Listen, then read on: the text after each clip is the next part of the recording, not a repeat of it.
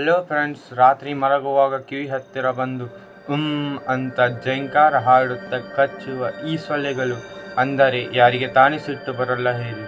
ಜಗತ್ತಿನಲ್ಲಿರೋ ಎಲ್ಲ ಸೊಳ್ಳೆಗಳು ಒಂದೇ ಸಲ ಸತ್ತು ಹೋದರೆ ಎಷ್ಟು ಚೆನ್ನಾಗಿರುತ್ತೆ ಅಲ್ವಾ. ಮಲೇರಿಯಾ ಡೆಂಗ್ಯೂ ಕಾಟ ಇರಲ್ಲ ಅಂತ ನೀವು ಅಂದುಕೊಂಡರೆ ಅಲ್ಲೇ ಇರೋದು ನೋಡಿ ಅಸಲಿ ಟ್ವಿಸ್ಟ್. ಒಂದು ವೇಳೆ ಭೂಮಿಯ ಮೇಲಿರೋ ಎಲ್ಲ ಸೊಳ್ಳೆಗಳು ನಾಶವಾದರೆ ಮನುಷ್ಯ ಕುಲಕ್ಕೆ ದೊಡ್ಡ ಆಪತ್ತು ಕಾದಿರುತ್ತೆ. ಅದೇಗೆ ಸಾಧ್ಯ? ಏನು ಪ್ರಯೋಜನ ಅಂದುಕೊಂಡಿದ್ದೀರಾ?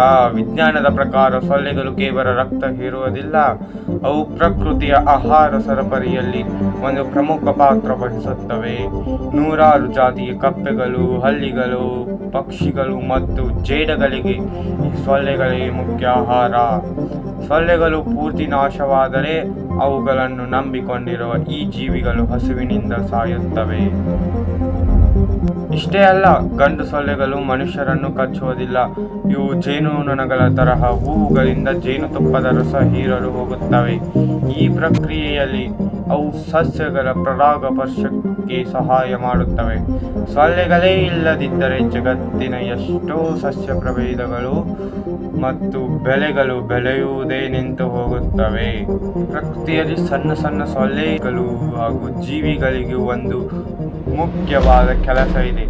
ಈ ಇಂಟ್ರೆಸ್ಟಿಂಗ್ ಸೈನ್ಸ್ ಫ್ಯಾಕ್ಟ್ ನಿಮಗೇನಾದರೂ ಹೊಸದು ಅನಿಸಿದರೆ ವಿಡಿಯೋಗೆ ಒಂದು ಲೈಕ್ ಕೊಡಿ ಮತ್ತು ಇಂತಹದೇ ವಿಡಿಯೋಗಳಿಗಾಗಿ ಈಗಲೇ ನನ್ನ ಚಾನಲನ್ನು ಸಬ್ಸ್ಕ್ರೈಬ್ ಮಾಡಿ.